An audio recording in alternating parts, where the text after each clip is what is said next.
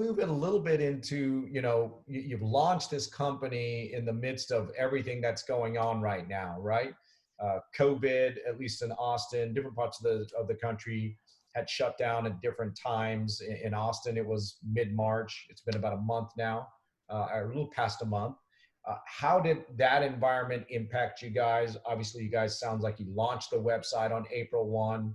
I'm sure there was maybe a conversation of, do we launch now or do we wait on the website?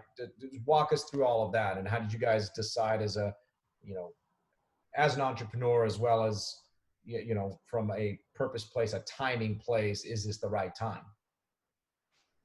Yeah, well, we did have that conversation. Was it right to launch right now or scale back and wait? And my experiences in 2008 prevailed on the decision. And that is, during a time like this, one of the best moves you can make, if you can pull it off, is to actually double down.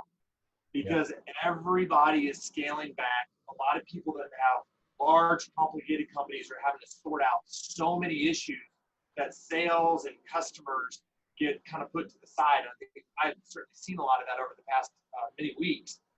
We realized that now was actually the most opportune time, because you have to learn to survive during the hard times anyway. We had to figure out how to get people to relate with our messages and to engage with us in some way, whether it's just our content or whether they're actually buying our products. So I thought this was the perfect testing ground. I do fear that some of our competitors, may not make it, and I'm sad to hear that. I don't wish that upon anyone. Also, I think that a lot of competitors are pulling back right now, and we have basically doubled the allocation of spending that we were going to initially put out there. So I feel that this is a huge opportunity to launch a company.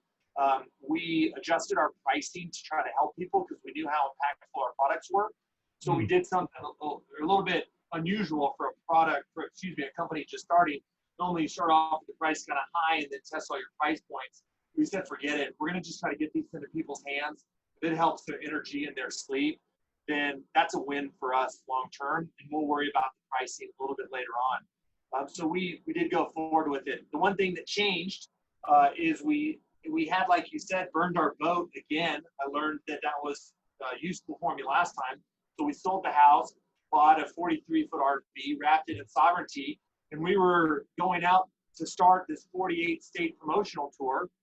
We were going to go to conferences, concerts, and festivals and try to get real optimal placement and basically have one-on-one conversations with people about what we're doing, because it's a complicated product. And all of that got thrown out the window. And that was several weeks ago when we were sitting in California. Every festival or conference that we were part of got canceled. Yeah. So we just figured out, how do we make the most of it? And part of it was for us to live what we were preaching. Sovereignty is about living a sovereign life.